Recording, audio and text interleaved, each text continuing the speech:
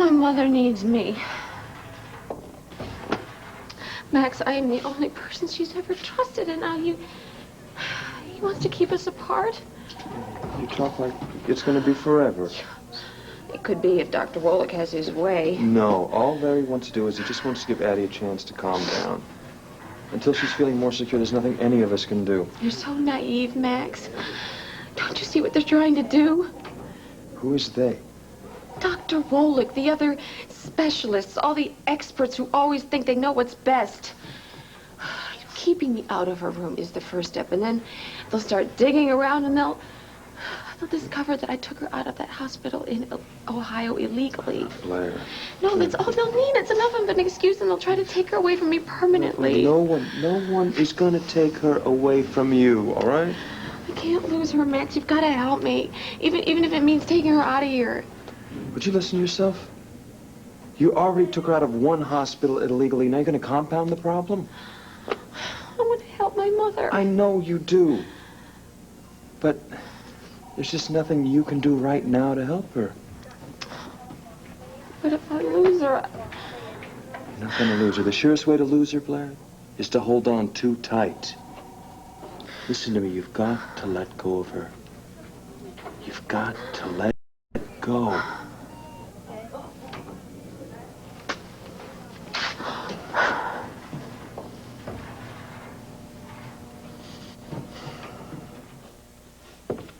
Honey, he's a grown man. I can't blame him for wanting to get away for a while. But he's not getting away. He's giving up. Well, Leanne did not have a lot of hope.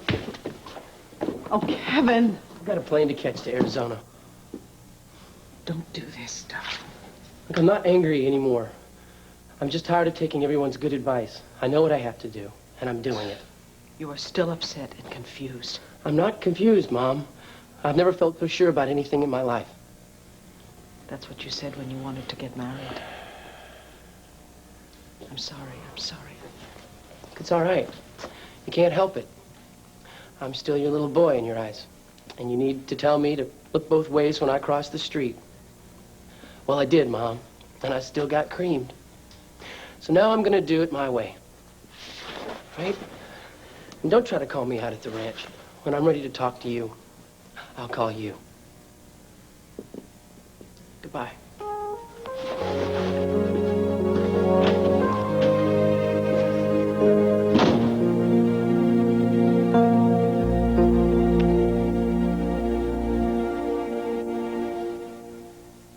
Look, mister, either you leave or else Or I'll else just what? What? Are you going to try to throw me out of here? Because you better go get yourself some reinforcements. Don't bother, Angie. Mr. Buchanan can stay another 5 minutes. But you're all heart, Hank. Look, Bo, you've got it wrong if you think I want to see Sarah in here. But the law isn't about doing what I want. Now, if you can bring me some evidence, prove that she's not guilty, well, then it'll be my pleasure to spring her out of here just like that. Okay. I'll tell you what. You let her go, and then I'll start hunting. Hey, I've got a heart, man, but I've also got a brain. Now, if I were you, I'd start looking for leads. And by the way, I got a ballistics report back a little while ago. The gun we found on Sarah is the murder weapon. Yeah, but Gannon would... Hey, Hank. Don't worry about him, Bo. Don't worry about it. I'm sorry. I just can't stand the thought of being locked up again. It's not going to last that long, sweetheart. One night is gonna feel pretty long. Hey, come on. You have to have some faith in your one-time and future husband. Okay? Listen, I'm gonna find whoever it was that killed Carlo. And I am gonna get you out. We're gonna solve this thing together.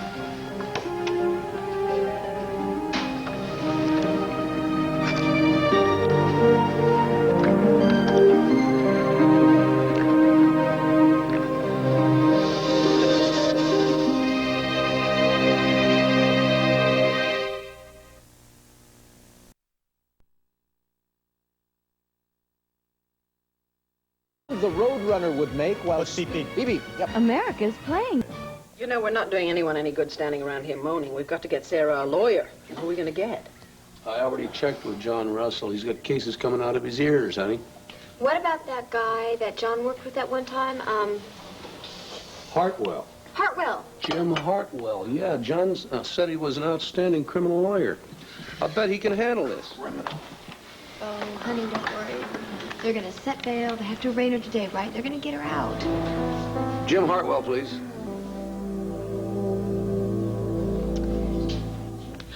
Oh, my... Oh.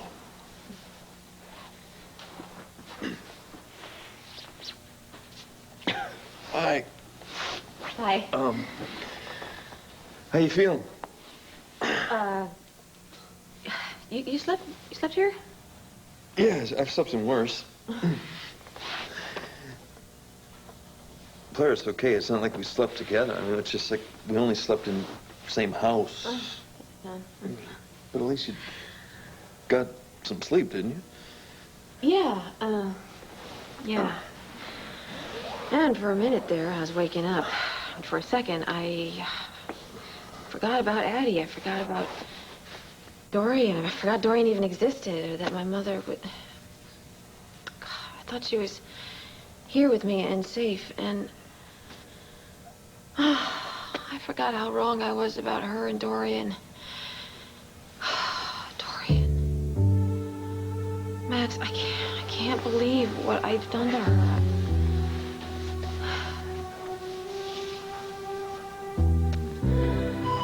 Do you think she'll ever be able to forgive me?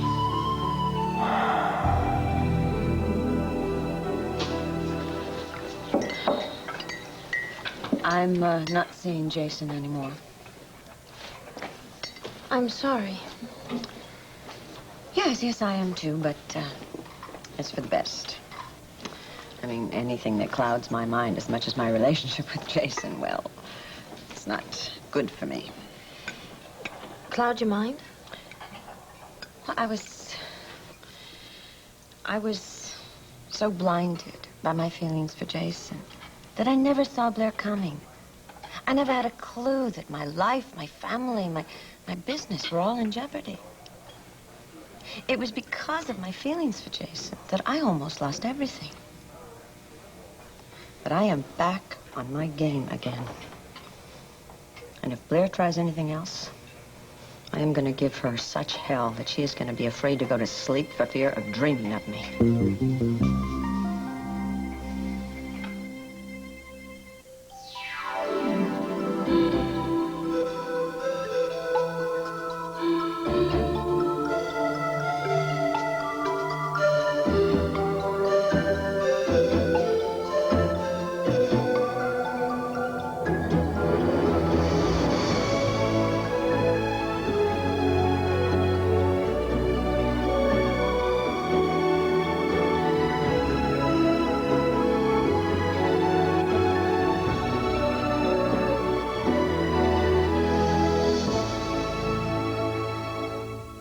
One Life to Live, brought to you by Hidden Valley.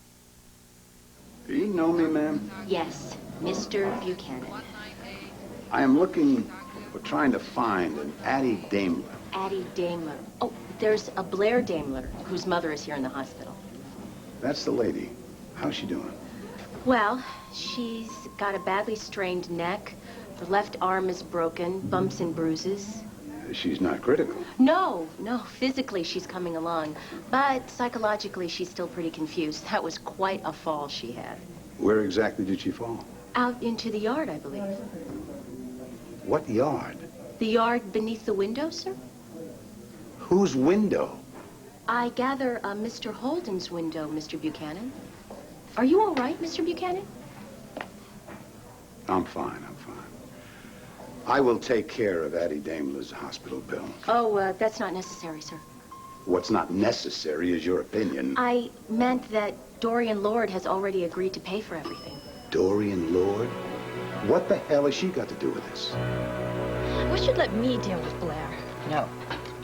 I'm going to take care of this thing myself. Well, I was her first friend when she came to Landview. Let me see if I can reason with her. Cassie, it was me she tried to ruin, not you. This is my battle, my war. I don't want to argue about it anymore. I wasn't going to. I was just going to say it's nice to have you being your bad old self again. Bad? Old? Bad as in formidable. Old as in... Yes. As in the former.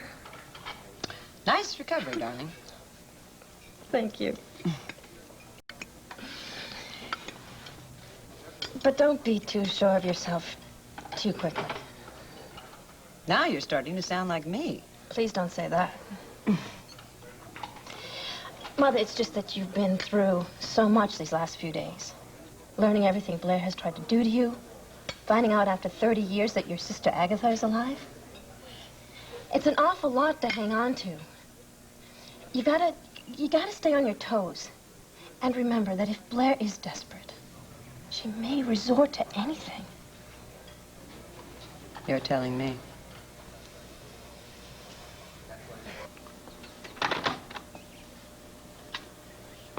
Hartwell says he'll take the case. Well, thank goodness. What do you know about this guy? Well, he's dead set against plea bargaining. Says it undermines our whole justice system. Has he ever handled anything like this? Well, his last case was defending a woman in Louisiana who'd been accused of murdering her husband. And? Not guilty. At the end, he almost got the judge to reprimand the DA for charging her to begin with. He practically jumped at the chance to handle his case. Said he'll be here in about an hour or so to go over the evidence, familiarize himself with the case in time for Sarah's arraignment.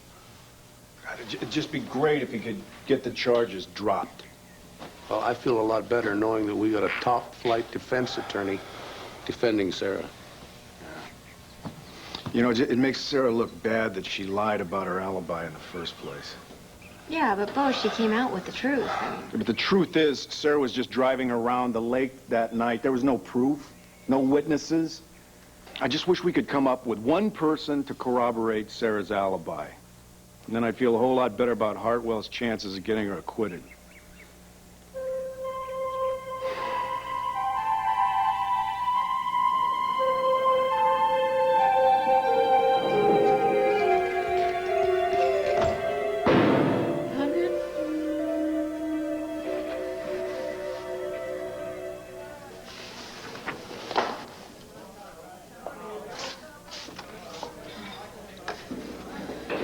I have got to get out of here.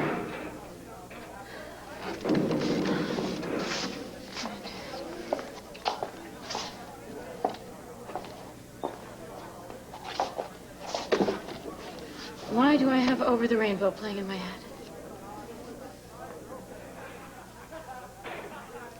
Now, if I remember exactly what happened that night, and I tell them, then they're going to have to let me out of here.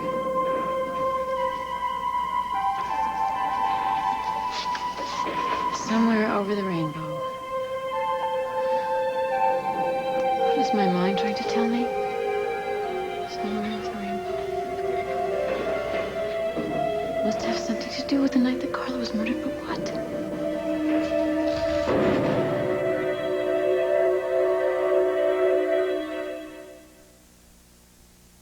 Food editor Alan Haufrecht. I lectured in this area was at, Morton College, Peyton University, to a bunch of wash and wear, pinko and green preppies.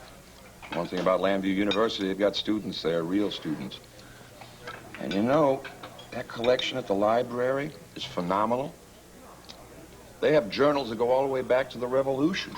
It's marvelous stuff. Andrew, are you listening? Yes, sir, I am. Well, kindly nod your head now and again, or grunt. Just a little signal so you know you got me at attention, huh? Well, I'd like to think I'm not talking to myself. Do you know what today is? Tuesday the 19th. Ask me something difficult. It's William's birthday, Dad. Would have been 36 today. I'm aware that it would have been your brother's birthday.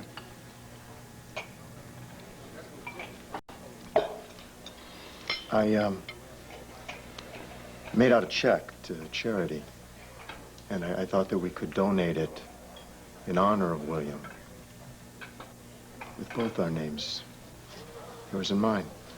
Well, that's a fine gesture. Which charity?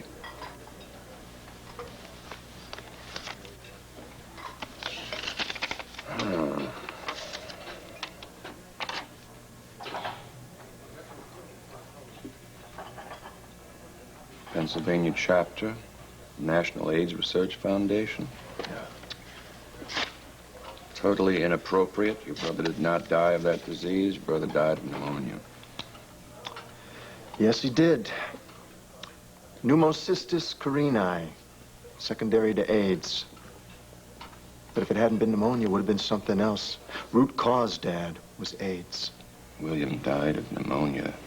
It's in his death certificate.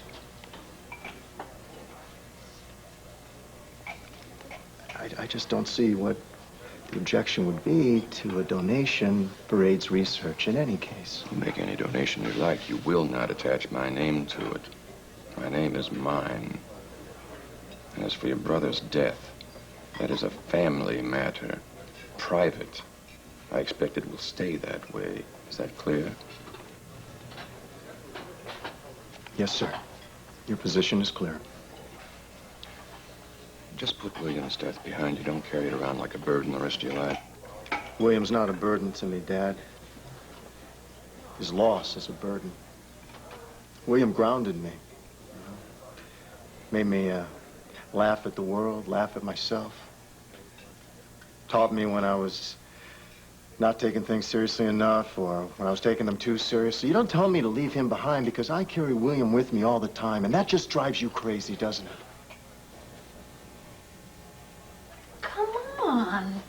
Luna, it is called Wild Rose Management. Don't you think that's a great name? Uh-huh. Well, now, what kind of business is it exactly? Well, it's, you know, it's like, it's all kinds of stuff. You know, it's just business stuff. Well, what kind of business stuff? Business.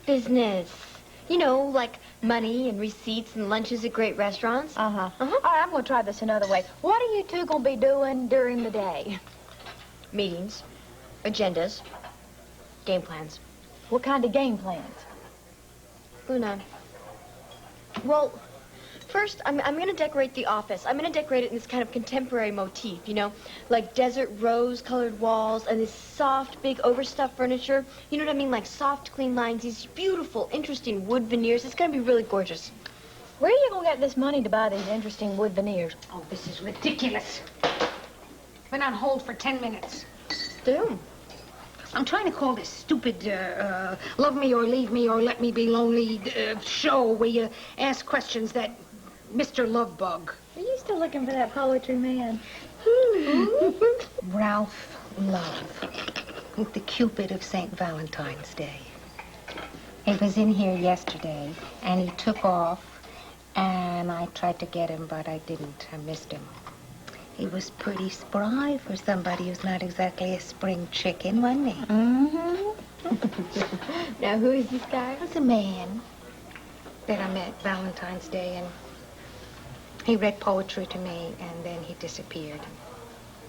Well, maybe I'm just obsessing because business here is so bad. I'm going to go take some aspirins.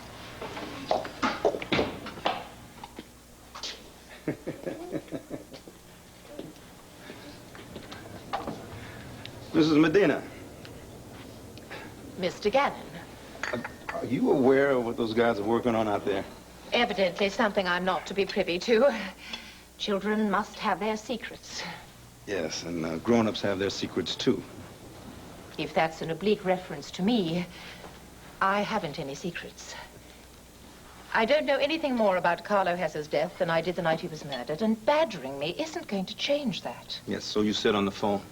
But it was only after we badgered you that you recalled someone removing your watch after pitching you from your wheelchair. So you've come over here to shake me up and see if anything else falls out. No. I am investigating the case of Sarah Buchanan. Sarah? I thought Alex Olenov was your prime suspect. Yeah, well, I have to go where the evidence takes me. And it led to Sarah Buchanan. But anyway, I wanted to ask you, did you see anyone in the vicinity the night of the murder? Probably or possibly a woman in a red raincoat. If you recall, I was unconscious, which tends to put a crimp in one's registration of visual stimuli. I mean, before you were unconscious. Did you maybe spot someone outside your window? I looked out the window several times that night, Mr. Gannon. I did not spot anyone. Well, whoever leaned over and fiddled with your watch, did you see a sleeve, Julia? Was it red? Look, if you haven't any better evidence than the testimony of a woman in a wheelchair who was terrified half that night and unconscious the other half, then perhaps you haven't got a case at all. You know, Julia, I thought we had established a bond of trust. You did? Well, there were some charges pending against you for the death of Dorian Demarest. Now, I got those dropped. You did. But I'm afraid I can't thank you by fabricating information. Isn't there some sort of law about bearing false witness? Look, Julia, I don't need you to teach me about the law. And I don't appreciate your attitude. To tell you the truth, if you weren't stuck in that wheelchair, you would still be high on my list of suspects. Good morning.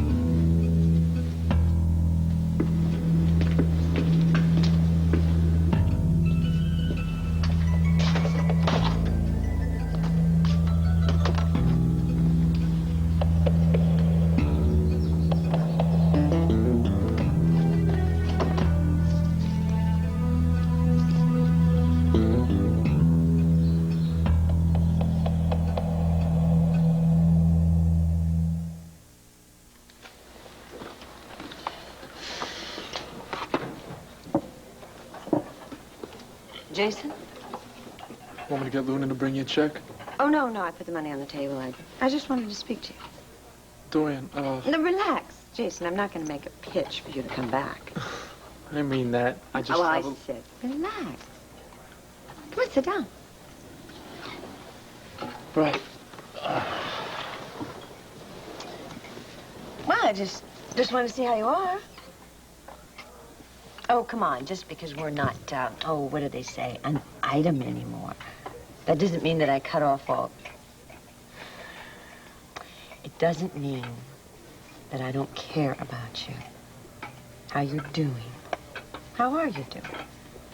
I'm okay. I'm doing a lot of thinking about where my life is going, and that's not always fun, but I'm all right. Good. Look, I'm not so good at this stuff, you know. All that time that we spent together, I wasn't just killing time, you know. I mean, I was there because I wanted to be, and I really liked being with you. I believe you did. Oh, here. This is yours. What is this, huh? The bike. Jason, what am I going to do with a motorcycle? I don't know. Get dressed up in black leather and pop a wheelie down Mill Street past the cemetery. Wake up a few ghosts. You handled all this stuff that's going down, you know, with Blair, Shooter, me. You handled all of it real good. Very well. Well, I don't know about that. No, come on. You're a real survivor. That night you took me to the country club after Blair published those pictures of you and me on the front page of the Intruder. It takes guts. Well, you stood up to all them stuffy old broads with their frosted hair and frosted hearts. I mean it. I was real proud of you. You can do that. It's essential to get this paper back from Blair. And bring it back up to the level it was before she tried to dive bomb it into the cellar.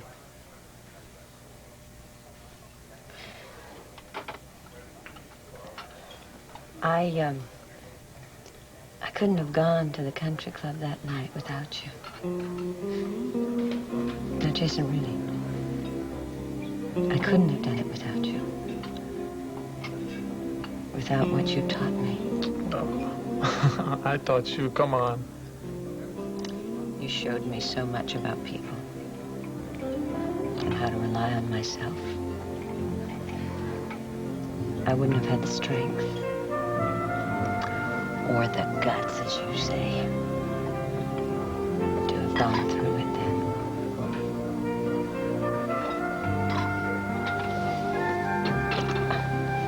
It'll be great. You'll handle anything that they throw at you. Or anyone. Now, you listen to me, ma'am. I have donated 2 wings to this hospital. And one way or another, I'm paying a big chunk of your salary. So I would like my money's worth. Mrs. Lord was at the scene of the accident. She was with Ms. Daimler and Mr. Holden when they brought the patient in. Mrs. Lord seems very involved. She visits often. What else? That's everything I know. Thank you for your kind, generous cooperation. What is going on, Blair? You're going to be my wife. You had better reveal these secrets. She must loathe me after everything that I've done. You know, talking would be a good start. No. You know, it's kind of hard to begin mending fences if you don't open a dialogue. Dialogue? Mm-hmm. I don't even know what my first line would be. Hi, remember me? I nearly ruined your life. Why don't we just put all that aside? No. Why don't you try telling her the truth? You acted based on what Addie told you, never knowing just how out of control she was. I don't even think I can face Dorian. You know, my mind knows that she's not the enemy, but for so long, Addie had me conditioned that Dorian was evil, and looking at her now, I get so confused. It's okay. You know, I used to watch all those TV shows with the big families. And just so that for a half an hour or an hour, I could feel like I was with a real family. A normal family that did for each other and cared for each other. Because I wanted that so much.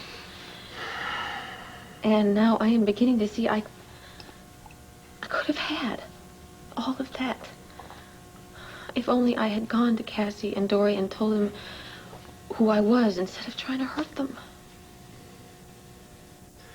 You know, you can't change what you did. But you can change what happens next. You want to fix this? Go to Dory. I can't. Okay, cool. Did you see her when we were all in the attic that night? Did she turn on Addie when Addie lost control? No.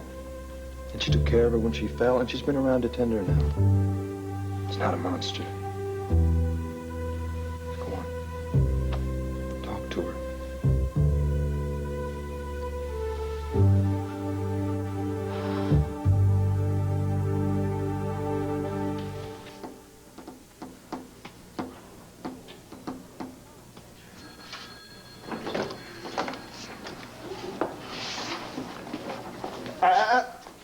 Hands where I can see them.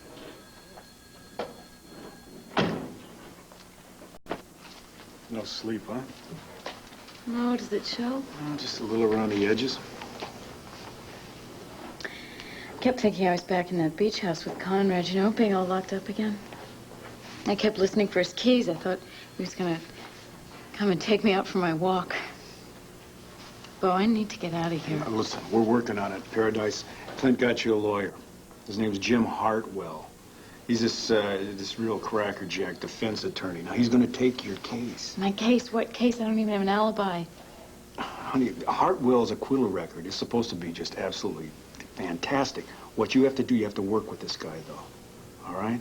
Because if you doubt your own innocence, it's going to make it harder on him, on you, on me. I know. I've been trying so hard to remember what happened that night. You know when a memory is right on the tip of your brain, it's like you can almost taste it. I almost had it, and then it slipped away. Well, you have to keep trying. I've been racking my brain all night trying to remember, and I just can't. Yeah, but you have to. I know, Bo, I know. Honey, look, you remember what you saw in the garage? Yeah, but that time I had these flashes that I could hold on to and eventually kind of piece together. This time all I have is this big, empty space. I mean, I don't even know where to start. It's like I'm trying to go fishing without a rod or a reel or a... Oh, my God. Bo, I just remembered.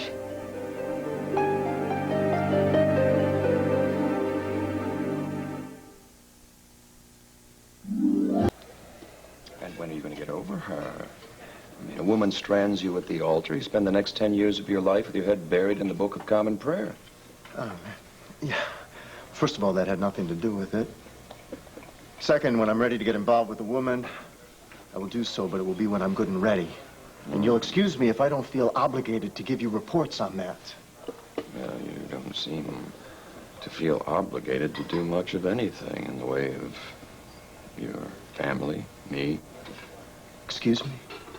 Has it ever occurred to you that I'd like to see the Carpenter name passed on to another generation before they bury me at Arlington? That's not going to happen for a long time, Ben. Oh, you have some information from your employer? Come on. Show some responsibility to me, to your mother's memory. That collar does not mean that you have to remain pure the rest of your life. Does it? No, sir. We're Episcopalians, not Catholics. Exactly. You can marry and have children. Why don't you just back up a little bit because, you know, I'm not even dating. You already got me having kids. And why not? You have your work. You have your friends. There's something missing from your life.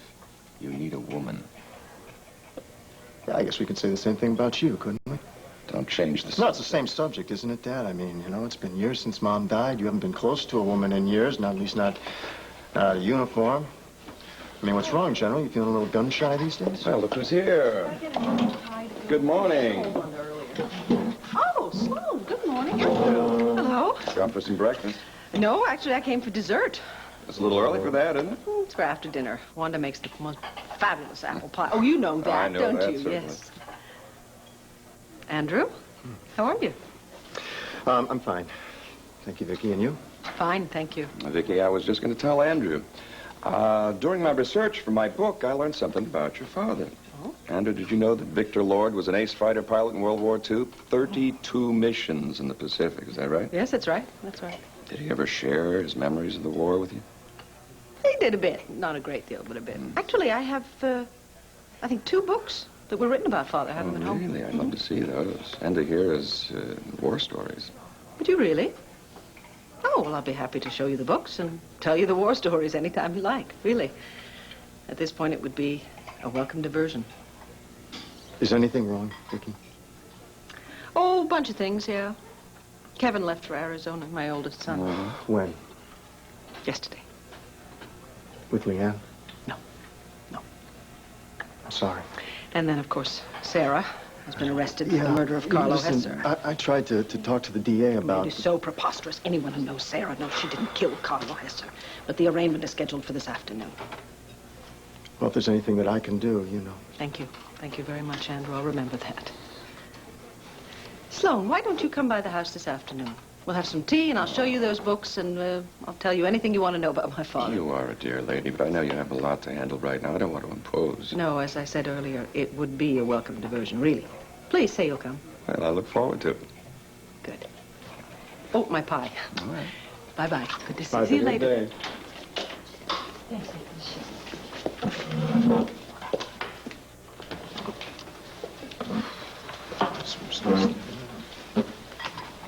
Vicki Buchanan. She is a splendid woman. What does fishing have to do with it? No, not fishing. A fishing shack. What? Well, do you remember how I told you that I went down to the lake to sit there and look at the rain on the water? And the noise was really creepy, and I felt like I was being watched or followed or something. So I turned on the radio, and I sat there listening to it for a while. And then I went and I tried to call you. Yeah, from the diner, you said. Right. The one with the big Art Deco sign out front. But the line was busy. Did anyone from the diner see you? No, it was totally empty. I guess because it was raining so hard or something. But anyway, so then I kept driving toward the north end of the lake. And I remember the radio was still on, and it was playing Over the Rainbow. And the announcer said that we would deserve a rainbow after a storm like this. And then all of a sudden, I looked up, and I realized I was totally lost. It was raining so hard, I had no idea of where I was. It was like the car was just wrapped in these sheets of water, so I thought I would just pull over for a few minutes until the rain let up a little bit. And that is when I dozed off. So you really did fall asleep? Yeah, only I didn't really remember until just now, but the thing that woke me up was somebody banging on the car window. There's your witness then. Did you know who it was? Yes, and so do you. It's that jerk from the Mountain Lodge. Lou Hayden, the desk clerk. The guy that gave you the drugs? Yes, only he looked creepier than ever. I mean, he was totally drenched. And I remember I checked and I made sure all the doors were locked, and then I rolled down the window a little bit. And he said his car had broken down, and he had taken shelter in this old abandoned fishing shack at the end of the lake. And I remember that fishing shack. And Bo. Then he said that it was 9:25 and he was on a break and that he had to be back by 9:30, and I looked at the car clock, and it was. He's your alibi, honey. Oh, God, only maybe he might not want to be. Bo, I wouldn't give him a ride back. I mean, he just really gave me the creeps, and, you know, the rain was kind of letting up, and so I went back to the Mountain Lodge. I mean, maybe he'll be so angry he won't want to verify my No, he will, believe me. Believe me, I'm gonna make sure of that. Oh. This is absolutely perfect. Hank Gannon says that Carlo was shot by 9:30, probably Right. before. Nobody is gonna convict you now. No, not with Lou Hayden's testimony. Excuse me. Yeah. I'm Jim Hartwell. Hey, great to meet you. Bo Buchanan, this is Sarah Buchanan. Hi. Well, I couldn't help overhearing the last part of your conversation. Yeah. This ought to be a piece of cake now, huh? Well, don't jump to any conclusions. I've just been going over the DA's case. A jury might not believe she's as innocent as you do.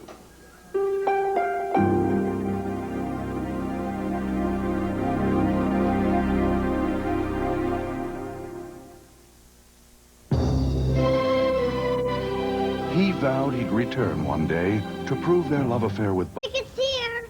I got news, please. Hold me down. Hey, Alonzo. Hey, CJ, what is this? Nothing. Al, Nothing. you're selling nothing at $1 a head? Ah, that's pretty good entrepreneurial style you got going there, kiddo. Huh? Are we in trouble?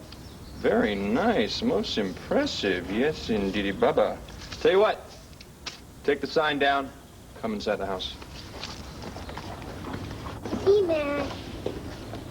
Hello.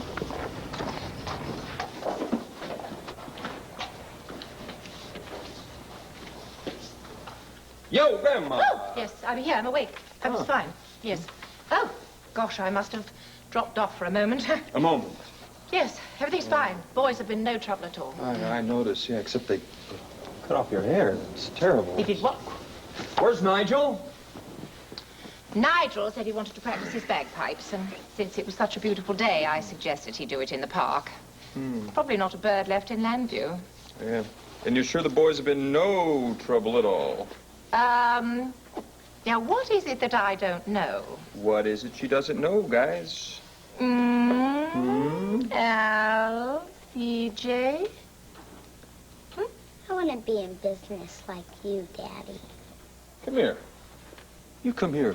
What do you mean, your own business? Get a business with me, partner, in Serenity Springs. But Luna says you don't care about it anymore, and I'm trying to make money for us.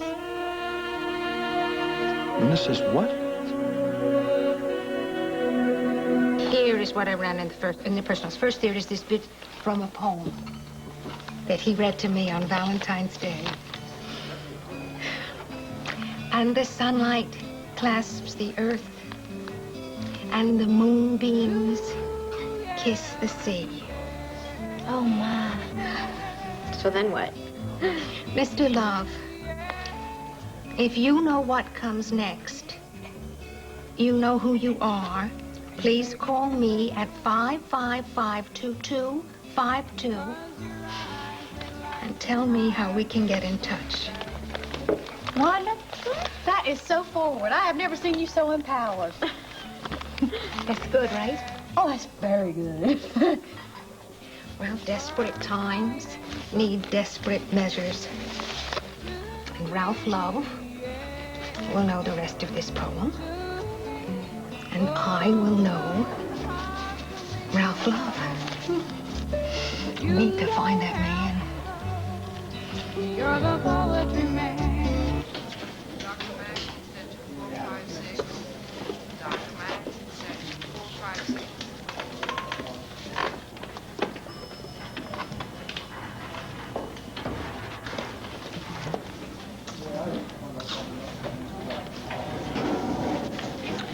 The doctors are in with Agatha.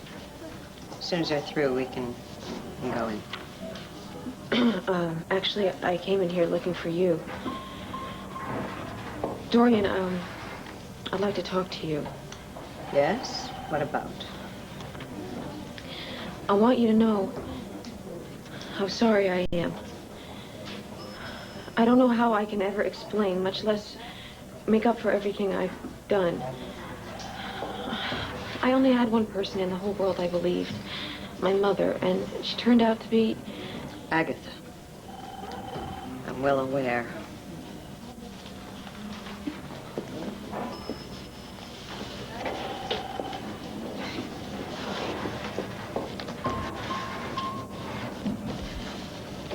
I made a terrible mistake. And I regret it more than you know. I know I must have seemed ruthless. See? I had so many years of rage built up. You don't know what I've been through. Nor you, I. Right.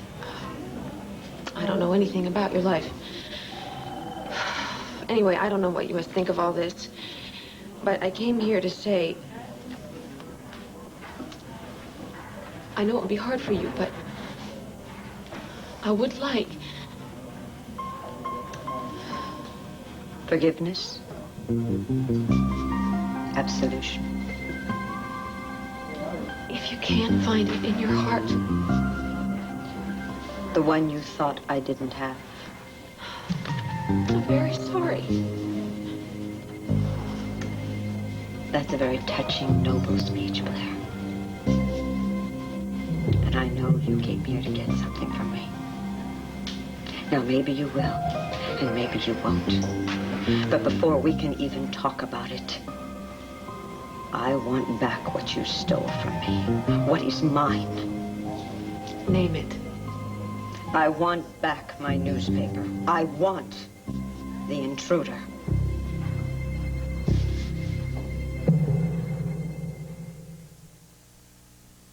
You want everything that touches your baby to be gentle, like his... I came here planning to give you back the intruder. These are the stock certificates. They've already been signed over to you. Does that demonstrate good faith on my part? What is this? I don't want to owe you anything, Blair. That check covers the current market value of the intruder's stock. But I don't want it. I know what you want. You want me to say that it's all right, that I understand, that we were both victims of Agatha's misguided malice. You want me to say that I accept you as part of my family, my sister's daughter, my niece. Well, you can forget it, Blair, because you have gone too far to deserve forgiveness. And as far as Agatha is concerned, you have shown a reckless disregard for what is best for my sister. I'm not letting you near her again.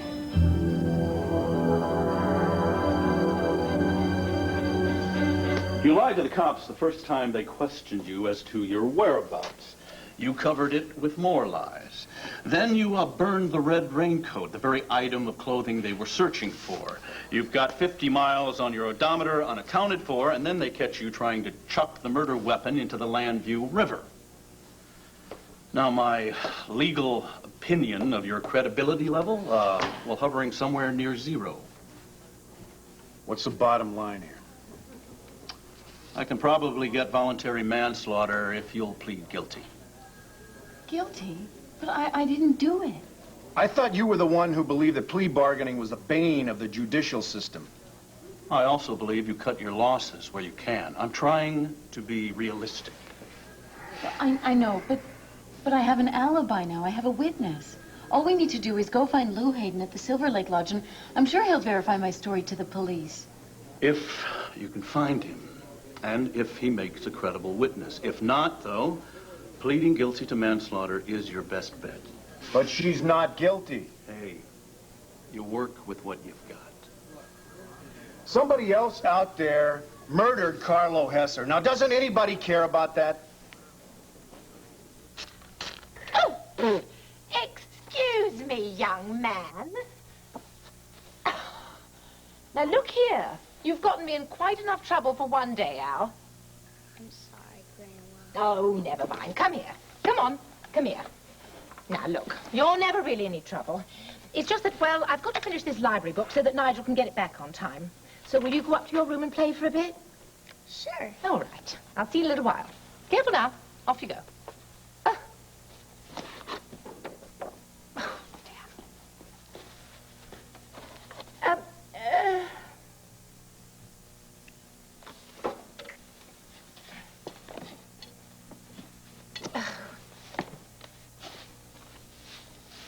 Oh, gosh.